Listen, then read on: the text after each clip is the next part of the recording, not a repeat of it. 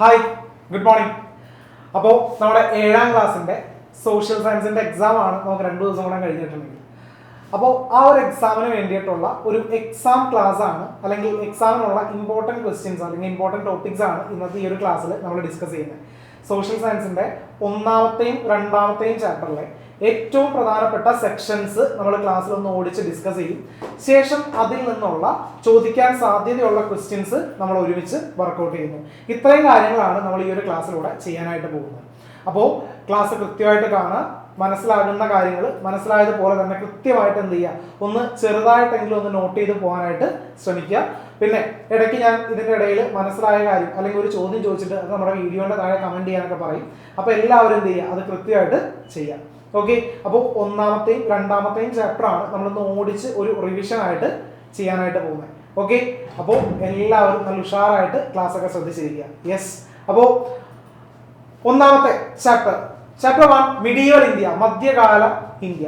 അപ്പോൾ ഈ ഒരു ചാപ്റ്റർ ടെക്സ്റ്റ് ബുക്ക് തുറന്നു കഴിയുമ്പോൾ ഒരുപാട് കാര്യങ്ങൾ ഉള്ളതായിട്ട് നമുക്ക് കാണാൻ പറ്റും. പേജ് മറച്ചു നോക്കും തോറും പെട്ടെന്ന് ഒറ്റയടിക്ക് വായിച്ചാൽ ചിലപ്പോൾ ഒരു ഐഡിയയും കിട്ടാത്ത കുറേ സാധനങ്ങളൊക്കെ ഉണ്ടാവും. അപ്പോൾ ഈ ചാപ്റ്റർ നമുക്ക് എങ്ങനെ എളുപ്പത്തിൽ പഠിക്കണമെന്നുണ്ടെങ്കിൽ ആദ്യം ഇതിൽ എന്തൊക്കെയാണ് വന്നേക്കുന്നത്, ഇതിൽ നിന്ന് എങ്ങനെയൊക്കെയാണ് പരീക്ഷയ്ക്ക് ചോദ്യങ്ങൾ നമുക്ക് പ്രതീക്ഷിക്കാവുന്നത്, ആ ഒരു കാര്യങ്ങളൊക്കെ നമ്മൾ ആദ്യം എന്ത് ചെയ്യണം, നല്ല നീറ്റായിട്ട് മനസ്സിലാക്കണം. സോ അതാണ് ഞാൻ നിങ്ങൾക്ക് ആദ്യമായിട്ട് പറഞ്ഞു തരാനായിട്ട് പോകുന്നത്, the key area to focus. ഈ ഒരു 7 സെക്ഷൻ ബേസ് ചെയ്തിട്ടായിരിക്കുള്ളൂ ഈ ഒരു ചാപ്റ്ററിൽ നിന്ന് ചോദ്യങ്ങൾ വരുന്നത്. അപ്പോൾ ആ സെക്ഷൻസ് ബേസ് ചെയ്തിട്ട് നമുക്ക് എന്ത് ചെയ്താൽ മതി, പഠിച്ചാൽ മതി. പിന്നെ ലാസ്റ്റ് ആയിട്ട് നമുക്കൊരു കാര്യം കൂടെ നോക്കണം, എങ്ങനെയാണ് ഈ സെക്ഷനിൽ നിന്ന് ചോദ്യങ്ങൾ വരുന്നത്, അതുകൂടെ ഡിസ്കസ് ചെയ്തിട്ടേ നമ്മൾ ഈ ഒരു സെക്ഷൻ അവസാനിപ്പിക്കുകയുള്ളൂ. ഓക്കെ, അപ്പോൾ നോക്കാം. 1ാമത്തത് എന്താണ് മുഗൾ റൂൾ എന്നുള്ളത്, അഥവാ മുഗൾ ഭരണം എന്നുള്ളത്. നമ്മുടെ ടെക്സ്റ്റ് ബുക്കിലത്തെ പേജ് നമ്പറാണ് ഞാൻ സൈഡിൽ കൊടുത്തേക്കുന്നത് എല്ലാവർക്കും നോക്കാനായിട്ട്. മുഗൾ ഭരണം, ദിൻ ഇ ഇലാഹി, അതേപോലെ 3ാമത്തെ ടോപ്പിക്കാണ് മുഗൾ ആർമി. പിന്നെ പഠിക്കാനുള്ളത് വിജയനഗര റൂൾ. അടുത്തത് റെയിൻ ഓഫ് കൃഷ്ണദേവരായ, അഥവാ കൃഷ്ണദേവരായരുടെ ഭരണകാലം. ഇമ്പോർട്ടൻറ്റ് ഒരു ചോദ്യം എന്തായാലും ആ സെക്ഷനിൽ നമുക്ക് പ്രതീക്ഷിക്കണം കേട്ടോ. 6ാമത്തത് administrative system of Vijayanagara. Last Amaranayaka system. Okay, ഈ അമരനായക സിസ്റ്റം അതേപോലെ മൻസബ്ദാരി സിസ്റ്റം, ഈ ഒരു സമ്പ്രദായത്തെയൊക്കെ കുറിച്ചിട്ട് പരീക്ഷയ്ക്ക് ചോദിക്കാം കേട്ടോ, ഇമ്പോർട്ടൻ്റ് ആണ്. ഓക്കെ, ഇതാണ് നമ്മുടെ മുഗൾ റൂൾ, അതിനെ കുറിച്ചിട്ടാണ് ആദ്യം പഠിക്കുന്നത്. അപ്പോൾ അതിൻ്റെ ഏകദേശമുള്ളൊരു മാപ്പാണ് ഇവിടെ തന്നിരിക്കുന്നത്. നമുക്കറിയാം ഇന്ത്യയിൽ ഉണ്ടായിരുന്ന ആ ഒരു രാജവംശങ്ങളിൽ മുഗൾ രാജവംശമാണ് ഏറ്റവും ശക്തമായിട്ടുള്ളതും അതേപോലെ ഏറ്റവും പ്രധാനപ്പെട്ടതായതും. പിന്നെ ഒരുപാട് സവിശേഷതകളൊക്കെ ഉണ്ട് നമ്മുടെ ഈ ഒരു മുഗൾ ഭരണത്തിന്. അപ്പോൾ നമുക്ക് നോക്കാം എന്തൊക്കെയാണ് ഈ മുഗൾ ഭരണത്തിൽ പഠിക്കാനുള്ളതെന്നുള്ളത്. Babur establish the Mughal rule in 1526. നമുക്ക് ഒരുപാട് ആക്ടിവിറ്റീസ് ആയിട്ടാണ് നമുക്ക് പരീക്ഷയ്ക്ക് ചോദ്യങ്ങൾ വരുന്നതെന്ന് അറിയാം. അപ്പോൾ ഒരു ആക്ടിവിറ്റിക്ക് 5 മാർക്ക് വെച്ചിട്ടാണ് ഉണ്ടാകുന്നത്. അങ്ങനത്തെ 8 ആക്ടിവിറ്റി ആയിരിക്കും നമുക്ക് ചെയ്യാനുണ്ടാകുന്നത്. ഒരു ആക്ടിവിറ്റിയിൽ ചിലപ്പോൾ മുഗൾ റൂളിൽ ഏതെങ്കിലും ഒരു കാര്യം ചോദിക്കാം. ചോദിച്ചു കഴിഞ്ഞിട്ട് 1 വേർഡ് ആയിട്ട് ഇങ്ങനെ ചോദിക്കാം, ആരാണ് നമ്മുടെ മുഗൾ ഭരണം സ്ഥാപിച്ചത്, ബാബറാണ്. ഏത് വർഷം? 1526, 1526. കൃത്യമായിട്ട് അറിഞ്ഞിരിക്കണം. The Delhi was their capital, അതായത് ഡൽഹി ആയിരുന്നു അവരുടെ തലസ്ഥാനം എന്ന് പറയുന്നത്. 1857 വരെയാണ് അവർ എന്ത് ചെയ്തത്, ഭരണം നടത്തിയിരുന്നത് എന്നറിഞ്ഞിരിക്കുക. അവിടുത്തെ പ്രധാനപ്പെട്ട ഭരണാധികാരികളുടെ പേരാണ് തന്നിരിക്കുന്നത്. ബാബർ, ഹുമയൂൺ, അക്ബർ, ജഹാംഗീർ, ഷാജഹാൻ, ഔറംഗസീബ്. ഇത്രയും രാജാക്കന്മാരാണ് അവിടെ ഉണ്ടായിരുന്നത്, പ്രധാന റൂളേഴ്സ് എന്ന് അറിഞ്ഞിരിക്കുക. ഓക്കെ, അടുത്തത് in 1575 Akbar built Ibadat Khana in his new capital Fatehpur Sikri. The scholars and dignitaries of the various religions used to gather here. Their discussions speak volumes about the policy of the religious tolerance. 1575 തൻ്റെ പുതിയ തലസ്ഥാനമായിട്ടുള്ള ഫത്തേപൂർ സിക്രിയിൽ അക്ബർ പണി കഴിപ്പിച്ചതാണ് ഇത് നമ്മുടെ ഇബാദത്ത് ഖാന എന്ന് പറയുന്നത്. ഇത് എന്തിനുള്ള സ്ഥലമായിരുന്നു? വിവിധ മതങ്ങളിൽപ്പെട്ട പണ്ഡിതരും അതേപോലെ പ്രമുഖരും ഇവിടെ ഒത്തുചേർന്ന് വിവിധ ചർച്ചകൾ നടത്തിയിരുന്നു, വിവിധ മതങ്ങളിൽപ്പെട്ടവർ. അപ്പോൾ അത് അദ്ദേഹത്തിൻ്റെ ഒരു റിലീജിയസ് ടോളറൻസിന്, മതസഹിഷ്ണുതയ്ക്കൊക്കെ ഒരു എക്സാമ്പിൾ ആയിരുന്നു എന്ന് പറയാം. അറിഞ്ഞിരിക്കുക. ഓക്കെ, ഇനി ഇപ്പം ഞാൻ ഇവിടെ ഒരു ഇമേജ് കാണിച്ചിട്ടുണ്ട്, നമ്മുടെ ടെക്സ്റ്റ് ബുക്കിലും ഉള്ള അതേ ഒരു ഇമേജാണ്. അപ്പോൾ എല്ലാവരും ചെയ്യേണ്ടത് നമ്മുടെ വീഡിയോ ഇപ്പോൾ നിങ്ങളൊന്ന് പോസ് ചെയ്തിട്ട് ഇത് എന്തിൻ്റെ ഇമേജ് ആണ് എന്നുള്ളത് നമ്മുടെ വീഡിയോൻ്റെ താഴെ ഒന്ന് വേഗം കമൻറ്റ് ചെയ്യാം. Okay, yes, okay. അപ്പോൾ എല്ലാവരും കമൻറ്റ് ചെയ്തിട്ടുണ്ടാവും. അപ്പോൾ നമുക്ക് അടുത്തതിലോട്ട് പോകാം. ഇതിനെക്കുറിച്ച് തന്നെ അക്ബർ ക്രിയേറ്റഡ് ദിൻ ഇ ഇലാഹി കേട്ടോ. ദിൻ ഇ ഇലാഹി എന്താണ് ദിൻ ഇ ഇലാഹി? ഒരു ചോദ്യമായിട്ട് അത് കയറി വരാം. അപ്പൊ എന്താണ് ദിൻ ഇ ഇലാഹി എന്ന് ചോദിച്ചിട്ടുണ്ടെങ്കിൽ Akbar created Din i Ilahi his visionary religion by combining the good aspect of the whole religion. എല്ലാ മതങ്ങളുടെയും നല്ല വശങ്ങൾ കോർത്തിണക്കിക്കൊണ്ട് അക്ബർ രൂപം കൊടുത്ത ഒരു ദർശനമാണ് ഏതെന്ന് പറയുന്നത് ദിൻ ഇ ഇലാഹി. ഓക്കെ, അപ്പോൾ 5 മാർക്കിന്റെ ഒരു ആക്ടിവിറ്റിയിൽ ചിലപ്പോൾ ഒരു 2 മാർക്കിന്റെ സെക്ഷൻ ആയിട്ട് ചിലപ്പോൾ അല്ലെങ്കിൽ 1 മാർക്കിന്റെ ഒരു ചോദ്യമായിട്ട് എന്ത് ചെയ്യാം, ഈ ദിൻ ഇ ഇലാഹി അവിടെ കയറി വരാം. Peace to all, or should be equal, is the core of this vision. His aim to clarify the idea that all the visions are for the welfare of the human beings. എല്ലാവർക്കും സമാധാനം അഥവാ സുൽ equal എന്നാണ് ഈ ദർശനത്തിന്റെ കാതൽ എന്ന് പറയുന്നത്. Ultimate ആയിട്ട് എല്ലാ കാര്യവും ഉള്ളത് എന്തിനു വേണ്ടിയിട്ടാണ്? മനുഷ്യക്ഷേമത്തിന് വേണ്ടിയിട്ടുള്ളതാണെന്നാണ് ഇവിടെ പറയുന്നത്. During the Mughal period A strong army, അതായത് ഇനി പഠിക്കാൻ പോകുന്നത് ഈ മുഗൾ ആർമിയെ കുറിച്ചിട്ടാണ്, മുഗൾ സൈന്യത്തെ കുറിച്ചിട്ടാണ്. നോക്കാം എന്തൊക്കെ കാര്യങ്ങളാണ് പഠിക്കാനുള്ളത്. മുഗൾ ആർമി ഇമ്പോർട്ടന്റ് ആണ്. ഇതിൽ നിന്നൊരു ചോദ്യം നമുക്ക് പ്രതീക്ഷിക്കാം. എന്തായിരിക്കും അറിയൂ? മൻസബ്ദാരി സിസ്റ്റം. ഓക്കെ, മൻസബ്ദാരി സമ്പ്രദായത്തെ കുറിച്ചിട്ട് ഒരു ചോദ്യം നമുക്ക് ഇവിടെ ചോദിക്കാം. സോ ആ ഒരു ചോദ്യം ഇതിൽ നിന്ന് കിട്ടും എന്നൊരു പോയിന്റ് ഓഫ് വ്യൂവിൽ വേണം നമ്മൾ ഈ ഒരു സെക്ഷൻ വായിക്കാനായിട്ട്. During the Mughal period A strong army was needed to expand the kingdom as well as to maintain the expanded kingdom. Mughal കാലഘട്ടത്തിൽ രാജ്യം വിപുലമാക്കുന്നതിനും വിസ്തൃതമാക്കപ്പെട്ട രാജ്യം നിലനിർത്തുന്നതിനും ശക്തമായ ഒരു സൈന്യം അവിടെ ആവശ്യമായിരുന്നു. Mansabdari was the military system implemented by Akbar for this purpose. ഇതിനു വേണ്ടിയിട്ട് അക്ബർ നടപ്പിലാക്കിയ ഒരു സമ്പ്രദായമായിരുന്നു ഏത്? മൻസബ്ദാരി സിസ്റ്റം എന്ന് പറയുന്നത്. According to system each officer had a regiment under him. അതായത് ഓരോ ഉദ്യോഗസ്ഥന്റെയും കീഴിൽ ഒരു സൈനിക വ്യൂഹം ഉണ്ടായിരിക്കും. ഓക്കെ, അപ്പോൾ മൻസബ്ദാരി സിസ്റ്റം എന്ന് പറയുന്നത് ഒരു മിലിറ്ററി സിസ്റ്റം ആണ് എന്ന് ക്ലിയർ ആയല്ലോ. മറക്കരുത്, ഇതൊന്ന് കൃത്യമായിട്ട് നോട്ട് ചെയ്ത് വെച്ചോളണം. മൻസബ്ദാരി സിസ്റ്റത്തിന് ഇമ്പോർട്ടൻസ് കൊടുത്ത് തന്നെ എന്ത് ചെയ്യണം, അവിടെ പഠിച്ചേക്കണം കേട്ടോ. മൻസബ്ദാരി സിസ്റ്റം. ഓക്കെ, അടുത്തത് the title Mansab refers to the number of cavalry each officer is required to maintain. ഓരോ ഉദ്യോഗസ്ഥനും അതേപോലെ നിലനിർത്തേണ്ട കുതിരപ്പടയാളികളുടെ എണ്ണത്തെയാണ് മൻസബ് എന്ന പദവി കൊണ്ട് സൂചിപ്പിക്കുന്നത്. പിന്നെ ഒരു കാര്യം പറയാനുള്ളത്, നമ്മുടെ ഈ ഒരു ക്ലാസ്സിന്റെ അവസാനം, ഈ ഒരു ചാപ്റ്ററിന്റെ അവസാനം ഞാൻ കുറച്ച് 1 വേർഡ് ക്വസ്റ്റ്യൻസ് ആഡ് ചെയ്തിട്ടുണ്ട്. ഒരു 5 1 വേർഡ് ക്വസ്റ്റ്യൻസ്. അതിന്റെ ആൻസർ എല്ലാവരും താഴത്ത് കമന്റ് ചെയ്യണം. അപ്പോൾ ഓരോ 1 വേർഡ് ക്വസ്റ്റ്യൻസും ഞാൻ ഇമ്പോർട്ടന്റ് ആണെന്ന് പറയുന്ന സെക്ഷൻസ് ഒന്ന് ഫോക്കസ് ചെയ്ത് കണ്ടിട്ടുണ്ടെങ്കിൽ ആ 5 എണ്ണത്തിന്റെ ആൻസർ കിട്ടും. ആ 5 എണ്ണത്തിന്റെ ആൻസർ നിങ്ങൾക്ക് കിട്ടുകയാണെങ്കിൽ നിങ്ങൾ അത്യാവശ്യം നല്ല രീതിയിൽ ക്ലാസ് ശ്രദ്ധിച്ചിട്ടുണ്ടെന്നാണ് അർത്ഥം. ഓക്കെ, അപ്പോൾ അറിഞ്ഞിരിക്കുക, ദ ടൈറ്റിൽ മൻസബ് എന്തിനാണ് സൂചിപ്പിക്കുന്നത്? ഓരോ ഉദ്യോഗസ്ഥരെ നിലനിർത്തേണ്ട കുതിരപ്പടയാളികളുടെ എണ്ണത്തെയാണ് മൻസബ് എന്ന പദവി കൊണ്ട് സൂചിപ്പിക്കുന്നത്. The rank of Mansab was determined by the number of soldiers to be maintained.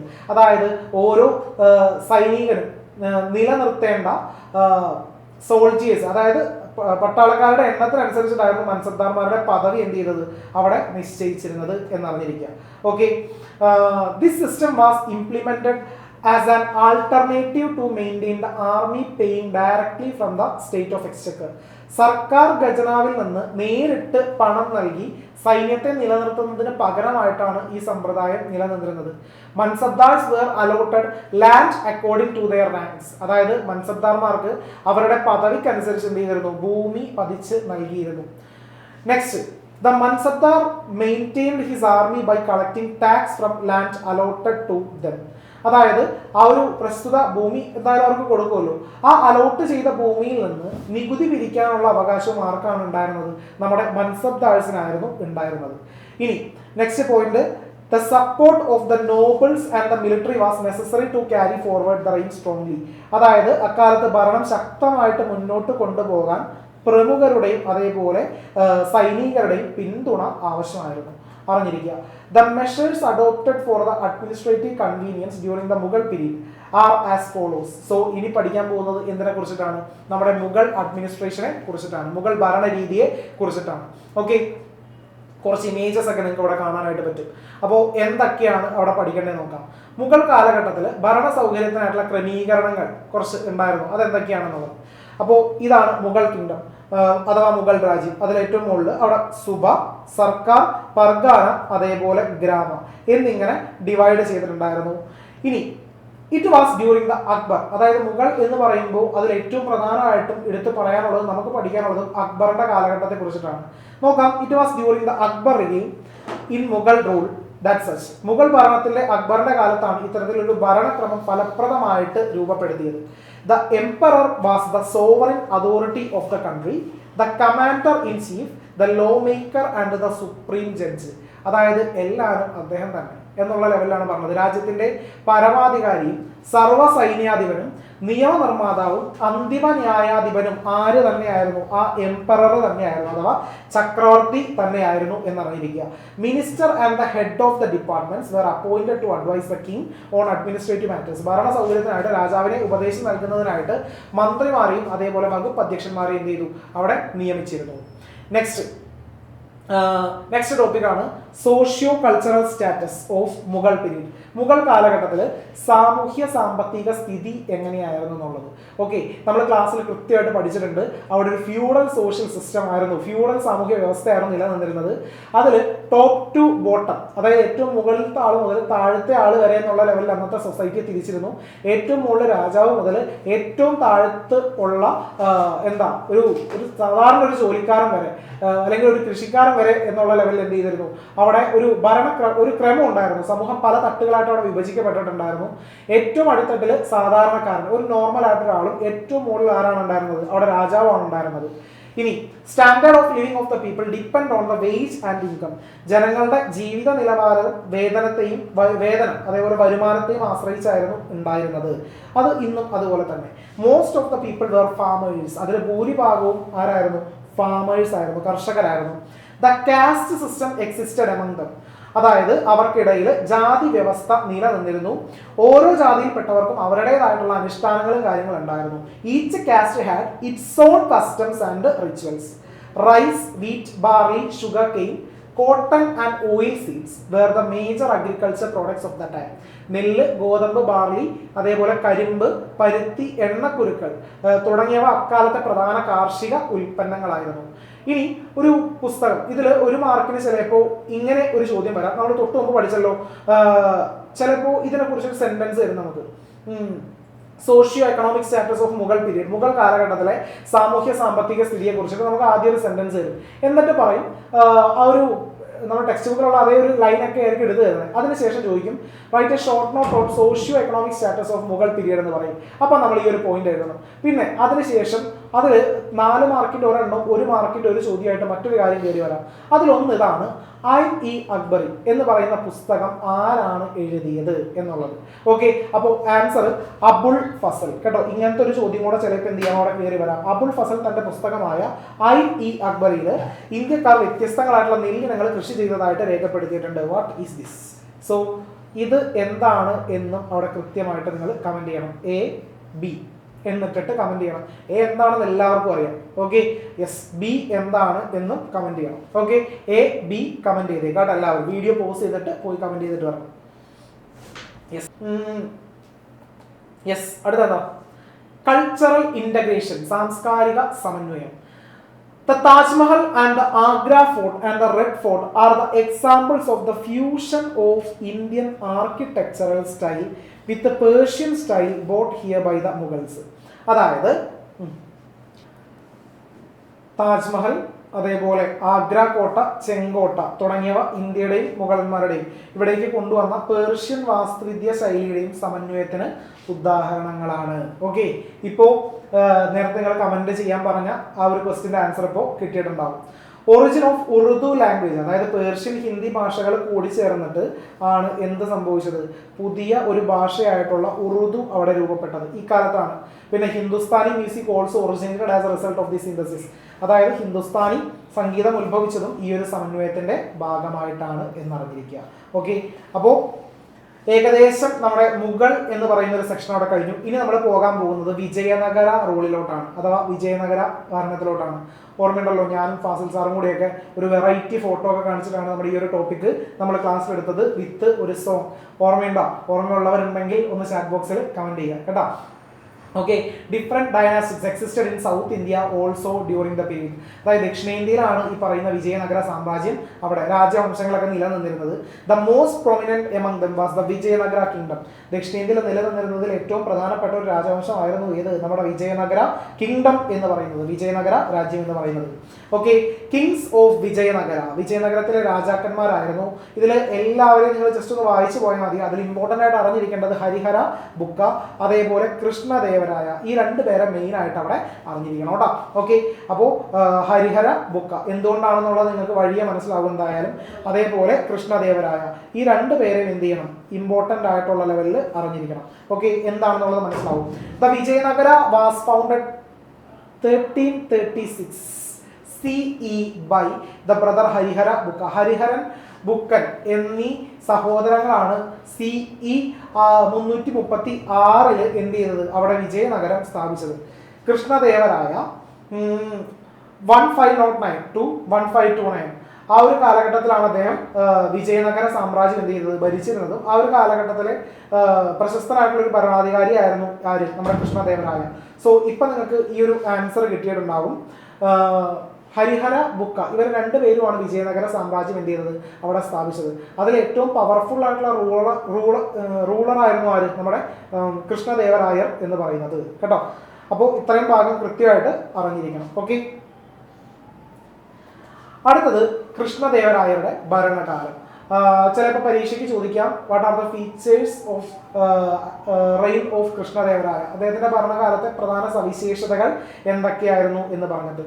The reign of Krishnadevaraya was a period of imperial expansion and the development of the empire. കൃഷ്ണദേവരായരുടെ ഭരണകാലം രാജ്യവ്യാപനത്തിന്റെയും അതേപോലെ വികസനത്തിന്റെയും കാലഘട്ടമായിരുന്നു. അതുകൊണ്ടൊക്കെ തന്നെയാണ് അദ്ദേഹത്തെ അവിടുത്തെ പ്രധാനപ്പെട്ട ഭരണാധികാരികളിൽ ഒരാളായിരുന്നു, അല്ലെങ്കിൽ ഏറ്റവും പോപ്പുലർ ആയിട്ടുള്ള ഒരു റൂളർ ആയിരുന്നു എന്ന് പറയാൻ കാരണം. A lot of construction works were carried out during his reign. A part of the construction more facilities in the capital city Hampi. അപ്പോൾ വിജയനഗര സാമ്രാജ്യത്തിന്റെ തലസ്ഥാനമായിരുന്നു ഏതെന്ന് പറയുന്നത്? ഹംപി എന്ന് പറയുന്നത്. And he also build new fort, പുതിയ കോട്ടകൾ, പാലസസ് ആൻഡ് ടെമ്പിൾ, ധാരാളം നിർമ്മാണ പ്രവർത്തനങ്ങൾ അദ്ദേഹത്തിന്റെ കാലത്ത് അദ്ദേഹം നടത്തിയിരുന്നു, അറിഞ്ഞിരിക്കുക. ഓക്കെ, അടുത്തത് തലസ്ഥാന നഗരിയായിട്ടുള്ള ഹംപിയിൽ കൂടുതൽ സൗകര്യങ്ങൾ ഏർപ്പെടുത്തിയതിനോടൊപ്പം കോട്ടകളും പുതിയ കൊട്ടാരങ്ങളും ക്ഷേത്രങ്ങളും അദ്ദേഹം പണി കഴിപ്പിച്ചു. അദ്ദേഹത്തിന്റെ മറ്റൊരു പ്രധാന പ്രത്യേകതയായിരുന്നു മതസഹിഷ്ണുത അഥവാ റിലീജിയസ് ടോളറൻസ് എന്ന് പറയുന്നത്. Okay, all religions were treated equally by him. അതുകൊണ്ടൊക്കെ തന്നെയാണ് എല്ലാവർക്കും അദ്ദേഹത്തെ ഒരു പ്രിയപ്പെട്ട ഒരു റൂളർ ആയിരുന്നു എന്ന് പറയപ്പെടാനായിട്ട്, ചരിത്രത്തിൽ ഓർമ്മിക്കപ്പെടാൻ തന്നെ കാര്യം എല്ലാ മതങ്ങളെയും അദ്ദേഹം ഒരേപോലെയാണ്, ഈക്വൽ ആയിട്ടാണ് എന്ത് ചെയ്തത്? അവിടെ ട്രീറ്റ് ചെയ്തിരുന്നത്. The people of different religions were allowed to follow their beliefs freely. അതായത് ഓരോ മതവിശ്വാസികൾക്കും അവരുടെ വിശ്വാസ രീതികൾ നിലനിർത്തിക്കൊണ്ട് ജീവിക്കാനുള്ള എല്ലാ സ്വാതന്ത്ര്യവും അവിടെ അനുവദിക്കുകയും ചെയ്തിരുന്നു. Art, literature and cultural spheres also witnessed remarkable progress under Krishnadevaraya. അതായത് അദ്ദേഹത്തിന്റെ കാലഘട്ടത്തിലെ കലാ, സാഹിത്യ, സാംസ്കാരിക മേഖലകളിലും ഒരുപാട് പുരോഗതികൾ എന്ത് ചെയ്തു? നമ്മുടെ ഈ ഒരു കൃഷ്ണദേവരായരുടെ കാലത്ത് ഉണ്ടായിരുന്നു. അദ്ദേഹത്തിന്റെ 2 എക്സ്ട്രാ ഓർഡിനറി വർക്ക്സ് ആണ് ഇവിടെ പറഞ്ഞിരിക്കുന്നത്. അമുക്തമാല്യത, അതേപോലെ ജാംബവതി കല്യാണം. സോ ഇത് ആരുമായി ബന്ധപ്പെട്ടിരിക്കുന്നു എന്ന് ചോദിച്ചാൽ കൃഷ്ണദേവരായരുമായിട്ട് ബന്ധപ്പെട്ടിരിക്കുന്നു. ഇനി അടുത്തത് തെലുങ്ക്, കന്നഡ, തമിഴ് സാഹിത്യത്തിലും അദ്ദേഹം എന്ത് ചെയ്തു? അവിടെ പ്രോത്സാഹിപ്പിച്ചിരുന്നു. ഇനി ഏറ്റവും ഇമ്പോർട്ടൻ്റ് ആയിട്ടുള്ള ഒരു ചോദ്യം, പരീക്ഷയ്ക്ക് എന്തായാലും നമുക്ക് ചോദിക്കാൻ സാധ്യതയുള്ളൊരു ചോദ്യമാണ്. കൃഷ്ണദേവരായരുടെ സദസ്സിനെ അലങ്കരിച്ചിരുന്ന സ്കോളേഴ്സ് അഥവാ പണ്ഡിതരെ അറിയപ്പെട്ടിരുന്ന പേരെന്താണ് എന്നുള്ളത്. അഷ്ടദിഗജാസ് അഥവാ അഷ്ടദിഗജനങ്ങൾ. അഷ്ടദിഗജനങ്ങൾ കൃഷ്ണദേവരായരുടെ സദസ്സിനെ അലങ്കരിച്ചിരുന്ന പണ്ഡിതന്മാരാണ്, അല്ലെങ്കിൽ സ്കോളേഴ്സിനെ അറിയപ്പെട്ടിരുന്ന പേരാണെന്ത്? അഷ്ടദിഗജാസ് എന്ന് അറിയപ്പെടുന്നത്, അറിഞ്ഞിരിക്കുക.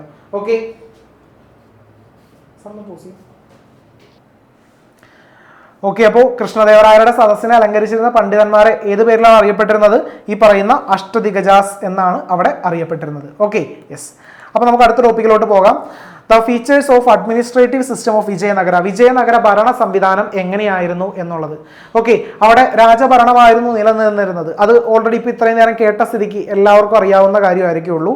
Monarchy prevailed in Vijayanagara empire, അതായത് രാജവാഴ്ചയാണ് നിലനിന്നിരുന്നത്. ഭരണ സൗകര്യത്തിനായിട്ട് the country was divided into mandalam, nadu, സ്ഥല ആൻഡ് ഗ്രാമ. അതായത് രാജ്യത്തെ മണ്ഡലങ്ങൾ, നാടുകൾ, സ്ഥലം, ഗ്രാമങ്ങൾ എന്നിങ്ങനെ എന്ത് ചെയ്തിരുന്നു, അവിടെ വിഭജിച്ചിരുന്നു ഭരണ സൗകര്യത്തിനായിട്ട്. ഇനി രാജാവിനെ സഹായിക്കാനായിട്ട് ആരുണ്ടായിരുന്നു? മന്ത്രിസഭ ഉണ്ടായിരുന്നു. ഓക്കെ, വിജയനഗര സാമ്രാജ്യത്തിന്റെ അവിടുത്തെ ഭരണത്തിന്റെ മറ്റൊരു പ്രത്യേകതയാണ് രാജാവിനെ സഹായിക്കാനായിട്ട് ആരുണ്ടായിരുന്നു? അവിടെ ഒപ്പം മന്ത്രിസഭ ഉണ്ടായിരുന്നു. ഈ രാജാവിനാണ് അവിടെ അൾട്ടിമേറ്റ് പവർ ഉള്ളത്. ആര് എന്ത് കാണിച്ചു കഴിഞ്ഞാലും ശിക്ഷിക്കാനുള്ള അൾട്ടിമേറ്റ് അധികാരം ആർക്കുണ്ട്? അവിടെ രാജാവിനുണ്ട്. ഇനി ഈ മന്ത്രിമാർ തന്നെ സഹായിക്കാനായിട്ടുള്ള മന്ത്രിമാർ എന്തെങ്കിലും തെറ്റായ കാര്യങ്ങൾ കാണിച്ചാൽ പോലും അത് ശിക്ഷിക്കാനുള്ള പവർ മാർക്കുണ്ടായിരുന്നു? നമ്മുടെ രാജാവിന് അവിടെ ഉണ്ടായിരുന്നു. The king had the power to demote and punish the ministers. മന്ത്രിമാരെ തരം താഴ്ത്തുന്നതിനും അതേപോലെ ശിക്ഷിക്കുന്നതിനുമുള്ള അധികാരം ആർക്കുണ്ടായിരുന്നു? നമ്മുടെ രാജാവിന് ഉണ്ടായിരുന്നു. There were a court at various level for the administration of justice. അതായത് നീതി നിർവഹണത്തിനായിട്ട് വിവിധ തലങ്ങളിൽ എന്തുണ്ടായിരുന്നു? അവിടെ കോടതികളും ഉണ്ടായിരുന്നു, അറിഞ്ഞിരിക്കുക. Okay, the appellate authority was the king himself. Minor offenses and labor disputes were dealt with the village court themselves. ഇനി ഏതെങ്കിലും ഒരു കോടതിയിൽ പോയിട്ട് അവിടെ നിന്ന് അപ്പീൽ കൊടുത്ത് മുകളിലേക്ക് പോകണമെന്നുണ്ടെങ്കിൽ അവിടെ അപ്പീൽ അധികാരി ആര് തന്നെയായിരുന്നു? അവിടെ രാജാവ് തന്നെയായിരുന്നു. ചെറിയ കുറ്റങ്ങളും അതേപോലെ തൊഴിൽപരമായിട്ടുള്ള പ്രശ്നങ്ങളൊക്കെ ഉണ്ടെങ്കിൽ, ചെറിയതൊക്കെയാണെന്നുണ്ടെങ്കിൽ എല്ലാത്തിനും നമുക്കറിയാം പോയിട്ട് രാജാവിൻ്റെ അടുത്ത് പോയിട്ട് ചോദിക്കാൻ പറ്റൂല. അപ്പോൾ എന്ത് ചെയ്യും? ചെറിയ കുറ്റങ്ങളൊക്കെ ആണെങ്കിൽ ഇവിടെ പറഞ്ഞേക്കുന്ന പോലെ അത് ഗ്രാമങ്ങളിലെ കോടതികളിൽ തന്നെ വെച്ചിട്ടാണ് എന്ത് ചെയ്തത്? അവിടെ പരിഹാരം കണ്ടിരുന്നത്, അറിഞ്ഞിരിക്കുക. Okay, yes. സോ അടുത്ത ഒരു ഇമ്പോർട്ടൻറ്റ് ടോപ്പിക്, പരീക്ഷയ്ക്ക് ഏകദേശം ഒരു 99% ഉറപ്പ് ഈ ഒരു ക്വസ്റ്റ്യൻ നമ്മുടെ പരീക്ഷയ്ക്ക് വരും. Okay, Amaranayaka system. Okay, Amaranayaka system അതേപോലെ മൻസബ്ദാരി സിസ്റ്റം, ഇത് തമ്മിൽ ഒരു കമ്പാരിസൺ എഴുതാൻ പറഞ്ഞിട്ട് ചിലപ്പോൾ ഈ ഒരു ചാപ്റ്ററിൽ നിന്ന് ഒരു ചോദ്യം വരാം. ഓക്കെ, ഓർത്ത് വെച്ചോ, Amaranayaka system, mansabdari system comparison. Mansabdari എവിടെയാണ് ഉണ്ടായിരുന്നത്? അക്ബർ. നമ്മളിപ്പോൾ എവിടെയാണ് നിൽക്കുന്നത്? വിജയനഗര, കൃഷ്ണദേവരായ. കിട്ടിയല്ലോ കണക്ഷൻ? രണ്ടും തമ്മിലുള്ള വ്യത്യാസം. അവിടെ ഇത്ര കുതിരപ്പടയാളികളൊക്കെ ആയിരുന്നു. അമരനായക സിസ്റ്റത്തിൽ എന്തൊക്കെയാണ് പ്രത്യേകതകൾ എന്ന് നമുക്ക് അവിടെ നോക്കാം. The military commanders were known as Amaranayakas. അതായത് സൈനിക മേധാവികൾ അമരനായകർ എന്നുള്ള പേരിലാണ് അറിയപ്പെട്ടിരുന്നത്. The kings allotted lands known as Amar. രാജാക്കന്മാർ ഇവർക്കായിട്ട് അനുവദിച്ചു നൽകിയിരുന്ന ഈ പ്രദേശങ്ങൾ അമര എന്നുള്ള പേരിലാണ് അറിയപ്പെട്ടത്. The administration of Amara was carried out by Amaranayakas. കിട്ടിയല്ലോ? അതായത് അമരത്തിന്റെ ഭരണം നിർവഹിച്ചിരുന്നതാണ് ആര്? അമരനായകന്മാർ എന്നറിയപ്പെടുന്നത്. The administration of Amara was carried out by Amaranayakas. Amaranayakas had the right to collect tax from these areas. അപ്പോൾ ഭൂമി പതിച്ചു കൊടുത്തിട്ടുണ്ടല്ലോ, ആ ഭൂമിയിൽ നിന്ന് നികുതി പിരിക്കാനുള്ള, ടാക്സ് കളക്ട് ചെയ്യാനായിട്ടുള്ള റൈറ്റ് കൂടെ ആർക്കുണ്ടായിരുന്നു? നമ്മുടെ ഈ അമരനായകാസിന് അവിടെ ഉണ്ടായിരുന്നു.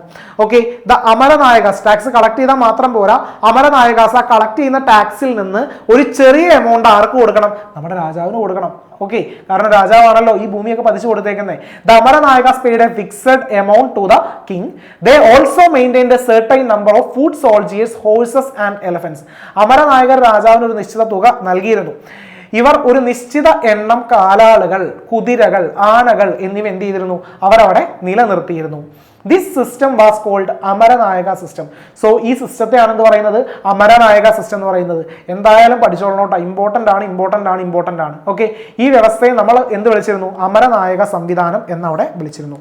ഓക്കെ, അടുത്ത ടോപ്പിക്. സോ അമരനായക സിസ്റ്റം, അവിടുത്തെ ആർമിയെ കുറിച്ചിട്ടാണ്, മിലിറ്ററി സിസ്റ്റത്തെ കുറിച്ചിട്ടാണ് പറഞ്ഞിരുന്നത്. ഇനി പഠിക്കാൻ പോകുന്നത് socio economic conditions of Vijayanagara. അവിടുത്തെ സാമൂഹ്യ സാമ്പത്തിക സ്ഥിതി എങ്ങനെയായിരുന്നു എന്നുള്ളത്, അതായത് അവിടുത്തെ സൊസൈറ്റി എങ്ങനെയുള്ളതായിരുന്നു എന്നുള്ളതാണ്. Vijayanagara society consist of various caste and religious. The brahmins were the dominant group in the society. അതായത് ഒരുപാട് ജാതി മതങ്ങളൊക്കെ എന്തുണ്ടായിരുന്നു? നമ്മുടെ വിജയനഗര സാമ്രാജ്യത്തിൽ ഉണ്ടായിരുന്നു. അതിൽ സമൂഹത്തിൽ തന്നെ ഏറ്റവും ഉയർന്ന മേധാവിത്വം ഉണ്ടായിരുന്നത് ആർക്കാണ്? ഈ കാണുന്ന ബ്രാഹ്മണർക്കാണ് എന്നറിഞ്ഞിരിക്കുക. Brahmins used to lead the rituals and religion ceremonies in the temples. ക്ഷേത്രങ്ങളിൽ പൂജാതി കർമ്മങ്ങൾ അതേപോലെയുള്ള കാര്യങ്ങൾക്കൊക്കെ നേതൃത്വം നൽകിയിരുന്നത് ആരായിരുന്നു? നമ്മുടെ ബ്രാഹ്മണരായിരുന്നു. ഇനി അതർ സെക്ഷൻ, അതായത് സമൂഹത്തിലെ മറ്റു വിഭാഗങ്ങൾ മെയിനായിട്ട് കച്ചവടം, കൃഷി, കരകൗശലം, ഈ വിഭാഗത്തിലാണ് അല്ലെങ്കിൽ ഈ തരത്തിലുള്ള ജോലികളാണ് അവർ ചെയ്തിരുന്നത്. സമൂഹത്തിലെ മറ്റ് വിഭാഗങ്ങൾ, other sections in the society were mainly engaged in agriculture, trade and handicraft. Okay, yes. അപ്പോൾ സോഷ്യോ എക്കണോമിക് കണ്ടീഷൻസിൽ നമ്മൾ എന്തൊക്കെ കാര്യങ്ങളാണ് പഠിച്ചത്? സൊസൈറ്റിയിൽ ഒരുപാട് കാസ്റ്റ്, അതേപോലെ ഒരുപാട് വേരിയസ് കാസ്റ്റും റിലീജിയൻ ഒക്കെ ഉണ്ടായിരുന്നു. അതിൽ ഉയർന്നവരായിരുന്നു ആര്? നമ്മുടെ ബ്രാഹ്മിൻസ് എന്ന് പറയുന്നത്. ബ്രാഹ്മിൻസിനെ കൂടാതെ മറ്റ് വിഭാഗങ്ങൾ ഉണ്ടായിരുന്നു. ഈ ബ്രാഹ്മിൻസ് ആണ് ഈ നമ്മുടെ മതപരമായിട്ടുള്ള ചടങ്ങുകൾക്കൊക്കെ നേതൃത്വം കൊടുത്തിരുന്നത്. മറ്റ് വിഭാഗക്കാർ എന്താ ചെയ്തിരുന്നത്? അവർ മെയിനായിട്ട് ചെയ്തിരുന്നത് സമൂഹത്തിൽ മറ്റ് ജോലികളായിട്ടുള്ള കൃഷി, അതേപോലെ കരകൗശലം, കച്ചവടം, ഈ ജോലികളിലായിരുന്നു അവർ മെയിനായിട്ട് ഏർപ്പെട്ടിരുന്നത്. മറ്റ് വിഭാഗം എന്ന് പറയുന്നത് womens employed in palace to prepare account of the royal palace and decorate gardens.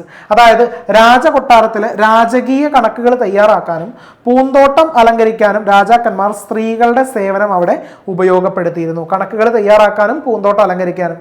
Child marriage and the practice of sati were also prevalent in the society. അന്നത്തെ സമൂഹത്തിൽ ശൈശവ വിവാഹം, അതേപോലെ സതി സമ്പ്രദായം എന്നിവയും എന്ത് ചെയ്തിരുന്നു? സമൂഹത്തിൽ അവിടെ കാണപ്പെട്ടിരുന്നു. ഓക്കെ, അടുത്തത് the main occupation of the people was agriculture, silk and cotton clothes were commonly used. അതായത് അവിടുത്തെ ജനങ്ങളുടെ മെയിൻ ഒക്യുപ്പേഷൻ എന്ന് പറയുന്നത് എന്തായിരുന്നു? അവിടെ കൃഷിയായിരുന്നു. അതേപോലെ സിൽക്ക്, പരുത്തി വസ്ത്രങ്ങളൊക്കെയാണ് അവിടെ എന്ത് ചെയ്തിരുന്നത്? സാധാരണയായിട്ട് അവർ ഉപയോഗിച്ചിരുന്നത്. ഇനി ഇറിഗേഷൻ എന്ന് പറഞ്ഞിട്ടുണ്ടെങ്കിൽ ജലസേചന സൗകര്യം എന്ന് പറയും. Irrigation was provided in the arid areas around the Vijayanagara. എന്താണ് ഈ അരിഡ് ഏരിയാസ് എന്ന് പറഞ്ഞിട്ടുണ്ടെങ്കിൽ?